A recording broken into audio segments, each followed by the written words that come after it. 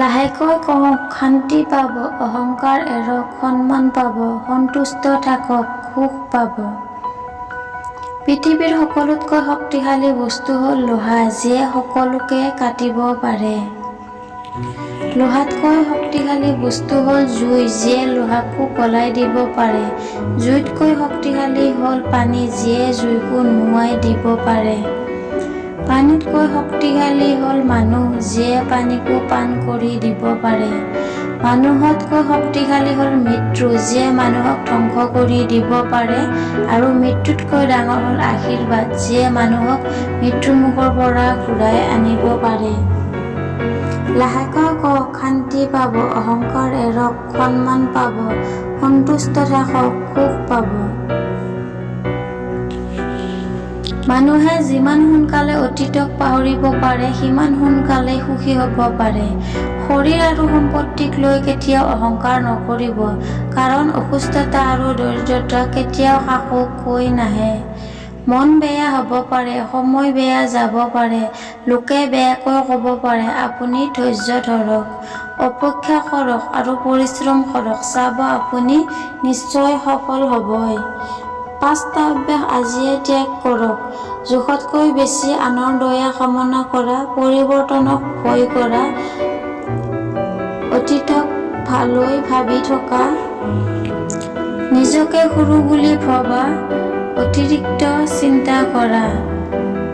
সম্পৰ্ক এটা চৰাইৰ দৰে, যদি তাক আপুনি জোৰেৰে ধৰি ৰাখে তেনেহ'লে সি মৰি যাব। যদিহে তাক লাহেকৈ ধৰি ৰাখে তেনেহ'লে সি উৰি যাব। আৰু যদি তাক বহুত যত্নেৰে লগত ৰাখে তেন্তে সি গোটেই জীৱন লগত থাকিব। বেইমানৰ লগত যিমানেই ভাল ব্যৱহাৰ নকৰক কিয়, তেওঁলোকে শেষত ধোকা দিবই। আৰু যদি আপুনি তেওঁলোকৰ কথা ভাবি নিজৰ সময় বৰবাদ কৰে তেনেহ'লে আপুনি এই পৃথিৱীতকৈ মূৰ্খ। মনটোক সদায় পৰিষ্কাৰকৈ ৰাখক, কাৰণ শেষৰ হিচাপটো অৰ্থৰ নহয়, কৰ্মৰহে হয়। সকলো সময়তে মনত ৰাখক, য'ত সন্মান নাই তালৈ যোৱাটো উচিত নহয়।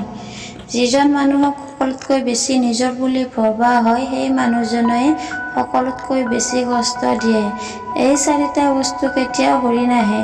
ধনুৰ পৰা গুচি যোৱা কাঁড়, কৈ দিয়া মুখৰ কথা, হেৰাই যোৱা সময়, ভাঙি যোৱা বিশ্বাস।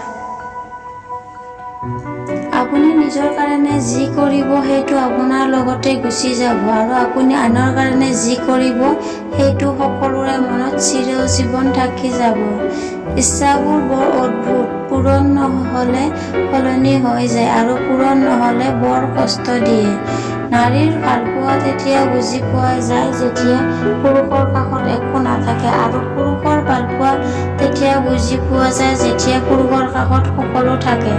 সৌন্দৰ্য কেতিয়াও চৰিত্ৰতকৈ ডাঙৰ হ'ব নোৱাৰে।